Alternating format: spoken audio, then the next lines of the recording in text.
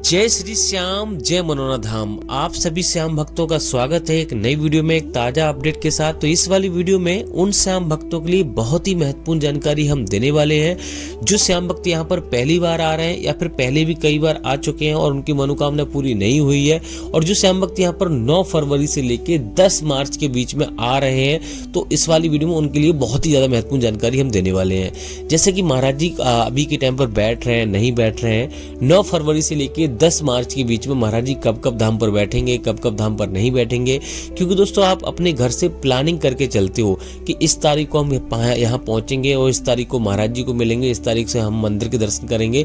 तो बहुत सारी प्लानिंग करके आते हो। तो अगर आपको महाराज जी यहाँ पे नहीं मिलेंगे तो यहाँ पर आपका समय भी बर्बाद होगा, पैसा भी बर्बाद होगा और आपको कोई भी फायदा नहीं होने वाला है। तो इस वाली वीडियो में आपको सारी महत्वपूर्ण जानकारी हम देने वाले हैं। जो श्याम भक्त ये चाहते हैं कि पहली बार में हमें फायदा हो जाए तो उनके लिए भी हम बताने वाले हैं। आखिर दोस्तों आपको कैसे आपको अर्जी लगानी है जिससे कि आपको पहली बार में ही फायदा हो जाए, कैसे आपको यहाँ पर क्या करना है, कौन कौन सी सावधानी आपको बरतनी है जिससे कि आपको पहली बार में ही फायदा शुरू हो जाए। क्योंकि दोस्तों हर कोई चाहता है कि हमें पहली बार में ही फायदा हो।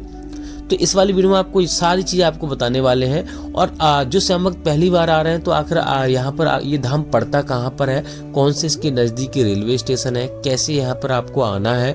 अगर आप ट्रेन से आ रहे हो तो आपको कैसे आना है, अपनी सवारी से आ रहे हो तो आपको कैसे आना है, और कितना खर्चा यहाँ पर एक व्यक्ति का हो जाएगा। क्योंकि दोस्तों हर कोई अमीर नहीं होता और हर कोई गरीब नहीं होता। जो अमीर होते हैं वो तो अफोर्ड कर लेते हैं यहाँ का खर्चा, और जो गरीब होते हैं उनको बहुत सारी समस्याओं का सामना करना पड़ता है। बहुत बेचारे सोच समझ के यहाँ पे आते हैं। तो सारी महत्वपूर्ण जानकारी आपको देने वाले हैं। बस आपको करना क्या होगा, वीडियो बस 10 से 11 मिनट की है, आपको पूरी देख लेनी है। क्योंकि ना तो आपसे कुछ पैसा चाहिए ना से कुछ भी चाहिए, सिर्फ आप थोड़ा सा समय दे दीजिए अपने घर पर बैठकर आराम से। अगर आप पूरी वीडियो देख लोगे तो आपको कुछ भी यहाँ पर दिक्कतों का सामना नहीं करना पड़ेगा। कहाँ पे आपको जैसे मान लो कहाँ पे आपको ठहरना है जिससे कि आपको कम खर्चे में यहाँ पे सेफ्टी ज़्यादा मिले, और यहाँ पर फ्री में रुकोगे तो कहाँ पे आपको रुकना है, खाना आपको कहाँ खाना है, कितना खाने पीने का खर्चा आएगा, सारी चीज़ें आपको इस वाली में मैं आपको बताने वाला हूँ। तो चलिए दोस्तों वीडियो को शुरू करते हैं। सबसे पहले जान लेते हैं आखिर दोस्तों ये धाम पड़ता कहाँ पर है। देखो दोस्तों ये धाम उत्तर प्रदेश राज्य के बरेली जिला में पड़ता है। गांव का नाम है मनोना, तहसील का नाम है आंवला। तो आप किसी भी राज्य से, किसी भी शहर से अगर आप आ रहे हो तो आपको सबसे पहला आना होता है बरेली। बरेली बहुत बड़ा जिला है और मंडल भी है। तो हर जगह से आपको ट्रेन अवेलेबल मिल जाएगी। आपको रोडवेज बस से आओगे तब भी आप आ सकते हो, अपनी सवारी से आ रहे हो तब भी आपको यहाँ पे बरेली आना होता है। अब बरेली से मनोना धाम की जो दूरी है लगभग 40 से 45 किलोमीटर की दूरी है। आराम से यहाँ पर आप आ सकते हो। अगर आप ट्रेन से आना चाहते हो तो आपको 20 रुपए का खर्चा आएगा, यानी कि 20 रुपए का टिकट लगेगा एक व्यक्ति का। लोकल ट्रेन चलती है यहाँ पे, लेकिन दोस्तों ट्रेन हर समय अवेलेबल नहीं हो पाती है। तो यहाँ पर आप रोडवेज बस से भी आ सकते हो। उसका किराया आपको 80 से 90 रुपए का लगेगा, और टैक्सी वगैरह से आओगे तो यहाँ पे आपको 500 या 600 रुपए खर्च करने पड़ेंगे। वो डिपेंड करता है कितने लोग आपके साथ में है। अब दोस्तों बात करते हैं पहली सावधानी आपको क्या बरतनी है जिससे कि आपको पहले दिन में ही आपको यानी कि फायदा भी मिल जाए और दर्शन भी पहली बार में हो जाए। तो यहाँ पर 3 तरह से दर्शन होते हैं। एक तो टोकन मिलता है जिससे कि आपको लाइन में नहीं लगना पड़ता। ये टोकन वाली लाइन आप देख सकते हो, अभी यहाँ पे आप देख रहे हो ये टोकन वाली लाइन है। तो टोकन लेकिन आपको एक बात का विशेष ध्यान रखना, टोकन उन्हीं लोगों को मिलता है जो ज्यादा गंभीर होते हैं, जैसे विकलांग हो गए या फिर चल नहीं सकते या फिर और कोई समस्या है, तो उन्हीं लोगों को टोकन मिलता है। हर किसी को टोकन नहीं मिलता है।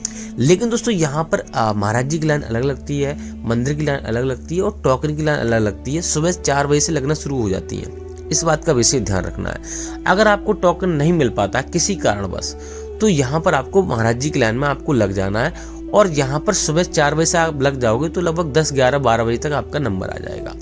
अब दोस्तों बात करते हैं आपको और कौन कौन सी सावधानी आपको बरतनी है जिससे कि आपको पहली बार में ही फायदा हो जाए। देखो दोस्तों यहाँ पर अगर आप अपने घर से प्लानिंग करके चल रहे हो तो एक बात का विशेष आपको ध्यान रखना है। अगर आप मीट मछली खाते हो तो वो आपको नहीं खानी है। और दूसरी बात यह है कि आपको एक बात का विशेष ध्यान रखना है, आप अपने घर से चल रहे हो तो आपको ऐसा नहीं बोलना है कि महाराज हम इतने रुपए चढ़ाएंगे, आप ऐसा हमारे साथ कर दो, हमारी ये समस्या दूर कर दो, हम इतनी बार दर्शन करेंगे। आपको ऐसा कुछ नहीं बोलना है। आपको बोलना है महाराज, हे भगवान, हे खाटू श्याम भगवान, हे महाराज जी हम आपकी शरण में आ रहे हैं। अब आपके ऊपर है, आपको ही ठीक करना है। आप करोगे तब भी ठीक है, नहीं करोगे तब भी ठीक है। पॉजिटिव आपको सोचना है और पूर्ण आस्था के साथ आपको आना है। इस बात का विशेष ध्यान रखना है। अब दोस्तों बात करते हैं पहला काम आपको क्या करना रहता है। देखो दोस्तों यहाँ पर सबसे पहले आपको श्याम जल की बोतल आपको खरीदनी रहती है। जो कि आपको 20 रुपए में आपको मिल जाएगी। यहाँ पे आप देख सकते हो ये भीड़ आपको दिख रही है, यहीं जस्ट पास में ही आपको श्याम जल की बोतल मिल जाएगी, तो वहाँ से आपको खरीदना है। लेडीज की लाइन अलग लगती है और यहाँ पे जेंट्स की लाइन अलग लगती है श्याम जल की बोतल खरीदने के लिए। कभी कभी भीड़ होती है और कभी कभी भीड़ नहीं भी होती है। अब दोस्तों बात करते हैं, यहाँ पे आपको 51 रुपए का प्रसाद आपको खरीद लेना है, या फिर 51 या 101 रुपए का, वो डिपेंड करता है आप कितना लेना चाहते हो। और वहीं से आपको 10 रुपए का अर्जी फॉर्म भी आपको खरीद लेना है, जहाँ से आप प्रसाद लोगे। प्रसाद की बहुत सारी दुकान आपको मिल जाएंगी, कोई आपको दिक्कत नहीं होगी।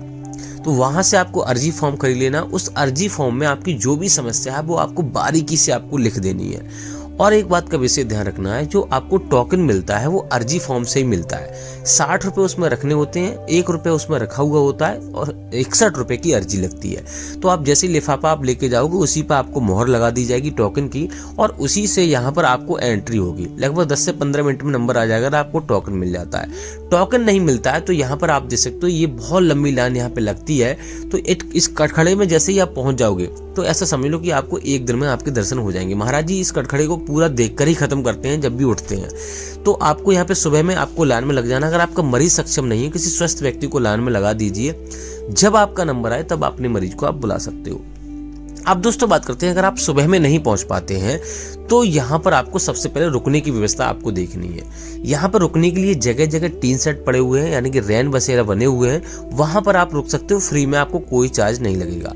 अगर आप वीआईपी तरीके से आप थोड़ा सा खर्चा आप कर सकते हो तो आपको धर्मशाला में रुक सकते हो, जिसमें आपको 1000 से लेके 3000 रुपए का खर्चा आपको करना पड़ेगा। आप वो डिपेंड करता है कैसा कमरा आप लेते हो, उसी प्रकार का कमरा आपको मिल जाएगा। अगर होटल में रुकना चाहते हो तो जैसे ही यहाँ पे एंट्री करोगे इस गेट से, यहाँ पे आप देख सकते हो जस्ट पास में ही यहाँ पे राधेश्याम एक गेस्ट हाउस है, वहां पर आप जा सकते हो। आपको 800 रुपए से लेके 1800 रुपए का खर्चा आएगा 12 बजे से 12 बजे तक। इतना आपको यहाँ पे पे करना पड़ेगा। अगर आप यहाँ पर मान लो और कम में सस्ते में रुकना चाहते हो तो आंवला में रुक सकते हो, जिसमें आपको 400-500 रुपए का कमरा मिल जाएगा। और यहाँ से गेट से जब अंदर जाते हो रास्ते में बीच में यहाँ पर होटल पड़ते हैं, वहां पर भी आपको 400-500 रुपए में कमरा मिल जाएगा। अब दोस्तों बात करते हैं खाने पीने का कितना खर्चा आएगा।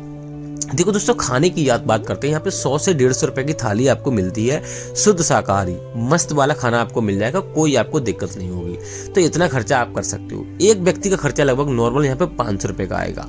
इस बात का विशेष ध्यान रखना है। अब दोस्तों बात करते हैं शॉर्टकट तरीका आपका अगर आपको अपनाना है तो यहाँ पर महाराज जी जहाँ मंदिर में बैठते हैं, इस वाले मंदिर में बैठते हैं, जस्ट दूसरी साइड यानी कि उस बगल उस साइड बैठते हैं, तो वहां पर आपको बोतल लगा देनी है। अगर आपके पास समय कम है तो महाराज जी लगभग 1 या 2 घंटे में उठते हैं, सभी बोतलों पर हाथ लगा देते हैं मंत्रों पढ़कर, तो वो भी आप श्याम जल लेके जा सकते हो।